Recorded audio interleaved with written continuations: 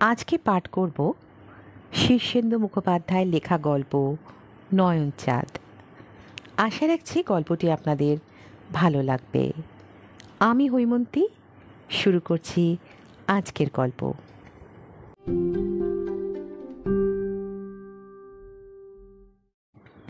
গভীর রাতে একটা শব্দ শুনে নয়নচাঁদ বাবুর ঘুম ভেঙে গেল। এমনিতেই নয়নচাঁদ বাবুর ঘুম খুব পাতলা। টাকা থাকলেই দুশ্চিন্তা, আর দুশ্চিন্তা থাকলেই অনিদ্রা। অনিদ্রা থেকেই আবার অগ্নিমান্দ হয়, অগ্নিমান্দ থেকে ঘটে উদারাময়। সুতরাং টাকা থেকেও নয়নচাঁদের সুখ নেই। সারা বছর কবিরেজি পাচন, হোমিওপ্যাথির গুলি আর অ্যালোপ্যাথির নানা বিদঘুটে ওষুধ খেয়ে বেঁচে আছেন কোনো মতে। ঘুম ভাঙতেই নয়নচাঁদ চারদিকে চেয়ে দেখলেন। রাত্রিবেলা এমনিতেই নানা রকম শব্দ হয়।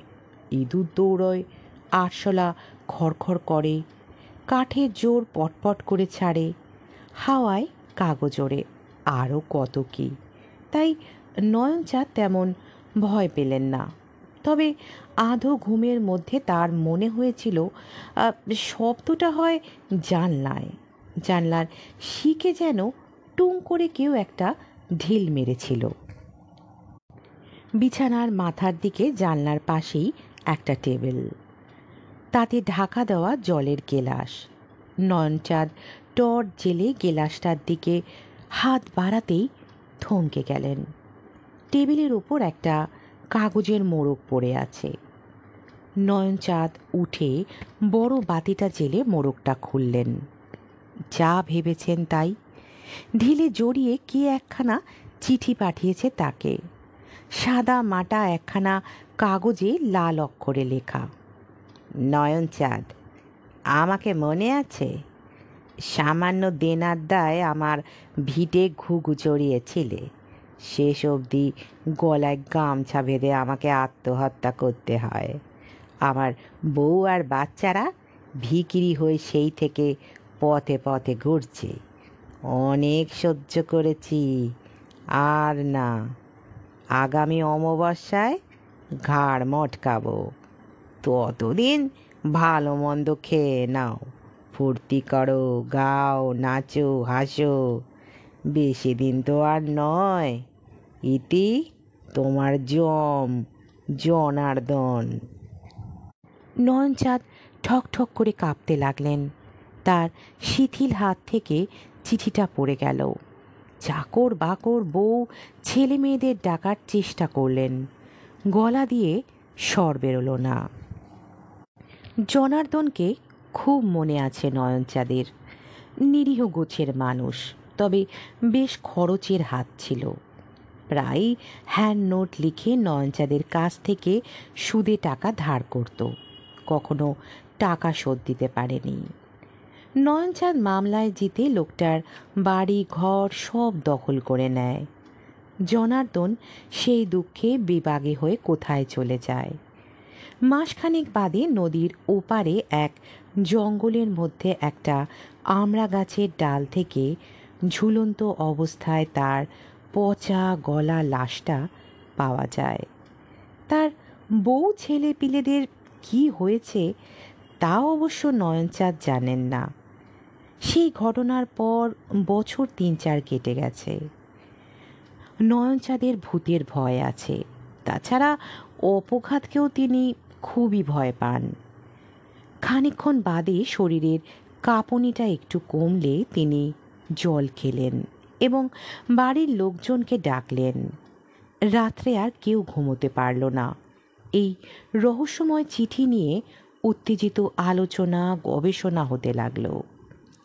পরদিন সকালে গোয়েন্দা বরদাচরণকে ডেকে পাঠানো হলো। গোয়েন্দা বরদাচরণ পাড়ারই লোক। বরদাচরণ লোকটা একটু অদ্ভুত। স্বাভাবিক নিয়মে কোনো কাজ করতে তিনি ভালোবাসতেন না। তার সব কাজেই একটা বৈশিষ্ট্য আছে। এই যেমন কোনো বাড়িতে গেলে তিনি কখনো সদর দরজা দিয়ে সেই বাড়িতে ঢুকবেন না, এমনকি খিড়কি দরজা দিয়েও না। তিনি হয় পাঁচিল টপকাবেন, নয়তো গাছ বেয়ে উঠে ছাদ বেয়ে নামবেন। এমনকি জানলা ভেঙেও তাকে ঢুকতে দেখা গেছে। নয়নচাঁদের বাড়িতে বড়দা ঢুকলেন টার্জেনের কায়দায়। বাড়ির কাছেই একটা মস্ত বট গাছ আছে। সেই বটের একটা ঝুড়ি ধরে কষে খানিকটা ঝুল খেয়ে বড়দা পাশের একটা জাম গাছের ডাল ধরলেন। সেটা থেকে লাফিয়ে পড়লেন একটা চালতা গাছে। সেখান থেকে নয়নচাঁদের বাড়ির পাঁচিল ডিঙিয়ে অবশেষে একটা রেইন পাইপ ধরে তিনতলার জানলা দিয়ে উকি মেরে হাসি মুখে বললেন, এই যে নয়নবাবু, কি হয়েছে বলুন তো? জানলায় আচমকা বরদাচরণকে দেখে নয়নচাঁদ ভিড়মি খেয়ে প্রথমটায় গো গো করতে লাগলেন। চোখে মুখে জলের ঝাপটা দিয়ে তাকে ফের সামাল দেওয়া হলো। বরদাচরণ ততক্ষণ ধৈর্যের সঙ্গে জানলার বাইরে পাইপ ধরে ঝুলে রইলেন। অবশেষে যখন ঘটনাটা বরদাচরণকে বলতে পারলেন নয়নচাঁদ, তখন বরদা খুব গম্ভীর মুখে বললেন, তাহলে এই জানলাটাই, এটা দিয়েই ঢিলে বাঁধা চিঠিটা ছোড়া হয়েছিল তো? হ্যাঁ বাবা বড়দা। জানলাটা খুব নিবিষ্টভাবে পরীক্ষা করে বড়দা বললেন, অনেক দিন জানলাটা রং করাননি দেখছি। না, খামোখা পয়সা খরচ করে কি হবে? জানলা রং করালেও আলো হাওয়া আসবে, না করালেও আসবে। ঝুটমুট খরচ করতে যাব কেন? তার মানে আপনি খুব কৃপণ লোক, তাই না? কৃপণ নই বাবা, লোকে বাড়িয়ে বলে, তবে হিসেবে বলতে পারো। কাল রাতে আপনি কি খেয়েছিলেন? কেন বাবা বড়দা, রোজ যা খাই তাই খেয়েছি, দুখানা রুটি আর কুমড়োর ছেচকি।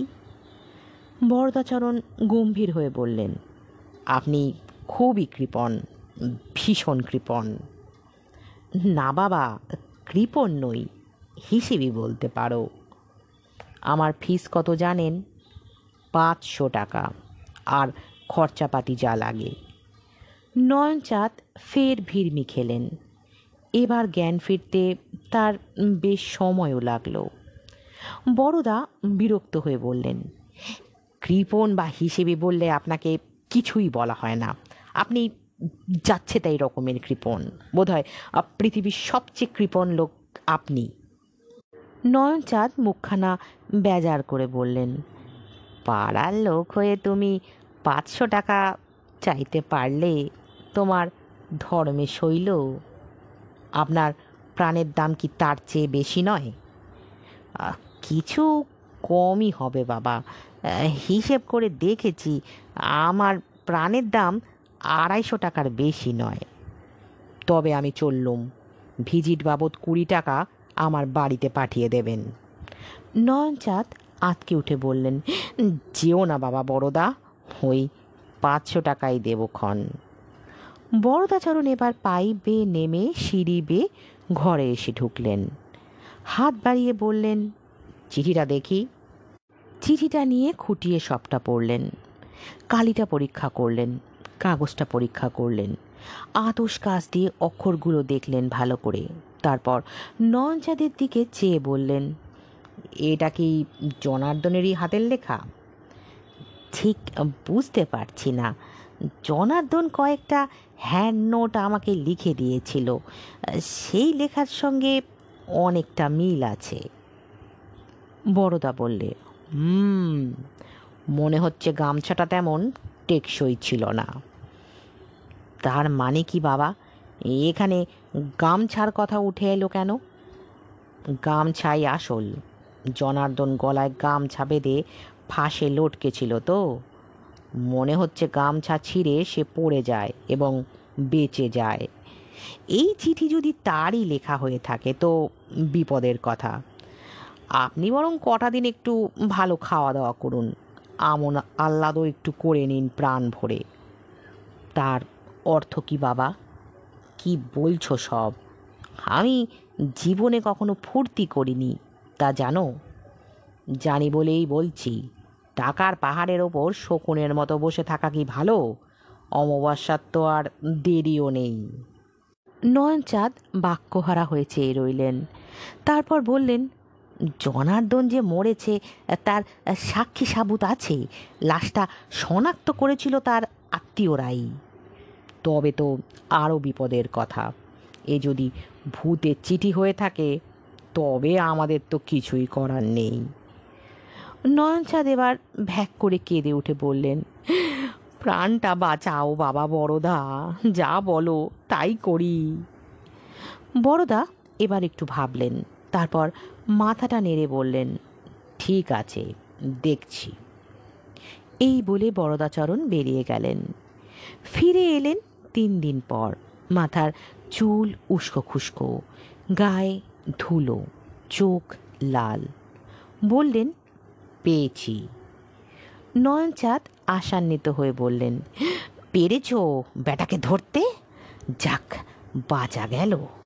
বড়দা মাথা নেড়ে বললেন, তাকে ধরা অত সহজ নয়, তবে জনার্দনের বউ ছেলে মেয়ের খোঁজ পেয়েছি। এই শহরের একটা নোংরা বস্তিতে থাকে। ভিক্ষে শিক্ষে করে পরের বাড়িতে ঝি চাকর খেটে কোনো রকমে বেঁচে আছে। কিন্তু সে খবরে আমাদের কাজ কি? বড়দা কটমট করে চেয়ে থেকে বললেন, চিঠিটা যদি ভালো করে পড়ে থাকেন তবে নিশ্চয়ই লক্ষ্য করেছেন ভূতটার কেন আপনার ওপর রাগ। তার বউ ছেলে মেয়ের ভিখিরি হয়ে যাওয়াটা সে সহ্য করতে পারছে না। তা বটে, যদি বাঁচতে চান তো আগে তাদের ব্যবস্থা করুন। কি ব্যবস্থা বাবা বড়দা? তাদের বাড়িঘর ফিরিয়ে দিন, আর যা সব ক্রোক করেছিলেন তাও। ওরে বাবা, তার চেয়ে যে মরাই ভালো। আপনি চ্যাম্পিয়ন। কিসে বাবা বড়দা? কিপটেমিতে। আচ্ছা আসি, আমার কিছু করার নেই কিন্তু। দাঁড়াও দাঁড়াও, অত চট কেন? জনার্দনের পরিবারকে সব ফিরিয়ে দিলে কিছু হবে? মনে হয় হবে। তারপর আমি তো আছি। একটা দীর্ঘশ্বাস ছেড়ে নয়নচাঁদ বললেন, তাহলে তাই হবে বাবা। অমাবস্যার আর দেরি নেই। মাঝখানে মোটে 7টা দিন। নয়নচাঁদ জনার্দনের ঘর বাড়ি জমি জমা ঘটি বাটি এবং সোনা দানা সবই তার পরিবারের কাছে ফিরিয়ে দিলেন। জনার্দনের বউ আনন্দে কেঁদে ফেলল। ছেলে মেয়েগুলি বিহ্বল হয়ে গেল। বড়দা নয়নচাঁদকে বললেন, আজ রাতে রুটির বদলে ভালো করে পরোটা খাবেন, সঙ্গে ছানার ডালনা আর পায়েস। বলো কি? যা বলছি তাই করতে হবে। আপনার প্রেশার খুব লো, শক টক খেলে মরে যাবেন। তাই হবে বাবা বড়দা, যা বলবে করব, শুধু প্রাণটা দেখো। নয়নচাঁদ পরোটা খেয়ে দেখলেন, বেশ লাগে। কোনোদিনও খাননি। ছানার ডালনা খেয়ে আনন্দে তার চোখে জল এসে গেল, আর পায়েস খেয়ে পূর্বজন্মের কথাই মনে পড়ে গেল তার। না, পৃথিবী জায়গাটা বেশ ভালোই। সকালবেলাতেই বড়দা জানলা দিয়ে উঁকি মারলেন। এই যে নয়নচাঁদ বাবু, কেমন লাগছে? গায়ে বেশ বল পাচ্ছি বাবা, পেটটাও ভুটভাট করছে না তেমন। আপনার কাছারি ঘরে বসে কাগজপত্র সব দেখলাম। আরও 10টা পরিবার আপনার জন্য পথে বসেছে। তাদের সব সম্পত্তি ফিরিয়ে না দিলে কেসটা হাতে রাখতে পারবো না। বলো কি বাবা বড়দা, এরপর আমি পথে বসবো? প্রাণটা তো আগে। কি আর করেন? নয়নচাঁদ বাকি 10টা পরিবারের যা কিছু দেনার দায় দখল করেছিলেন তা সবই ফিরিয়ে দিলেন। মনটা একটু দমে গেল বটে, কিন্তু ঘুমটা হলো রাতে। অমাবস্যা এসে পড়ল প্রায়। আজ রাত কাটলেই কাল অমাবস্যা লাগবে। সন্ধ্যাবেলা বড়দা এসে বললেন, কেমন লাগছে নয়নচাঁদ বাবু? ভয় পাচ্ছেন না তো? ভয় শুকিয়ে যাচ্ছি বাবা। ভয় পাবেন না, আজ রাত্রে আরও 2খানা পরোটা বেশি খাবেন। কাল সকালে যত ভিখিরি আসবে কাউকে ফেরাবেন না, মনে থাকবে?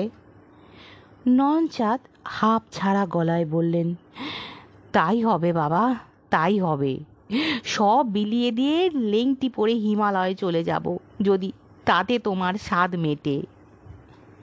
পরদিন সকালে উঠে নয়নচাঁদের চক্ষু চড়ক কাজ। ভিক্ষে দেওয়া হয় না বলে এই বাড়িতে কখনো ভিখিরি আসে না, কিন্তু সকালে নয়নচাঁদ দেখেন বাড়ির সামনে শয়ে শয়ে ভিখিরি জুটেছে। দেখে নয়নচাঁদ মূর্ছা গেলেন।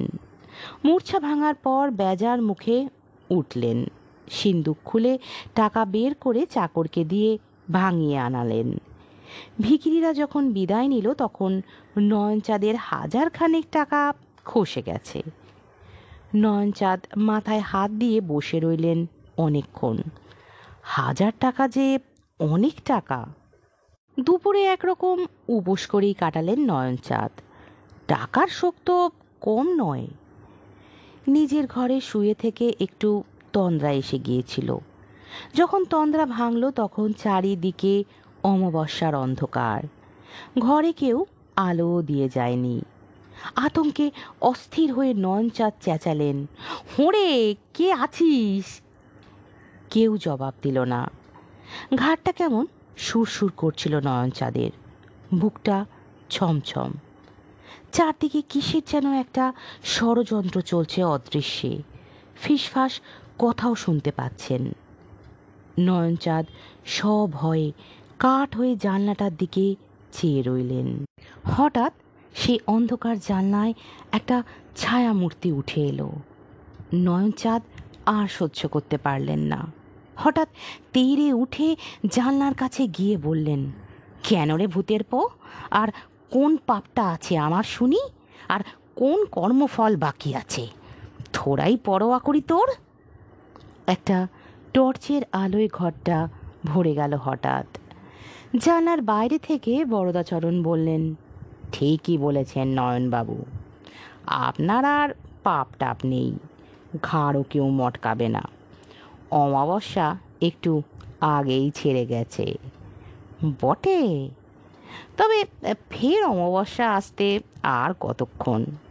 এবার থেকে যেমন চালাচ্ছেন তেমনই চালিয়ে যান। সকালে ভিখিরি বিদে, দুপুরে ভরপেট খাওয়া, বিকেলে দান ধ্যান সৎ চিন্তা, রাত্রে পরোটা। মনে থাকবে। নয়নচাঁদ একটা শ্বাস ছেড়ে বললেন, থাকবে বাবা, থাকবে।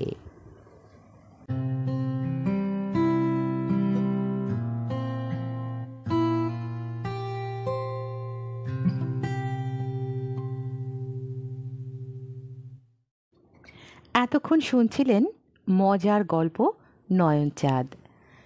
গল্পটি আপনাদের কেমন লাগলো অবশ্যই কমেন্টের মাধ্যমে জানাবেন। আপনাদের কমেন্ট আমাকে উৎসাহিত করে।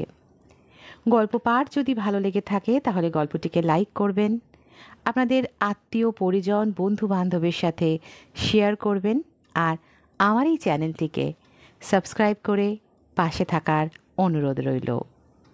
আজকের মতো এখানেই বিদায় নিচ্ছি। হাজির হব আবারও একটি নতুন গল্পের সাথে। ভালো থাকবেন। নমস্কার।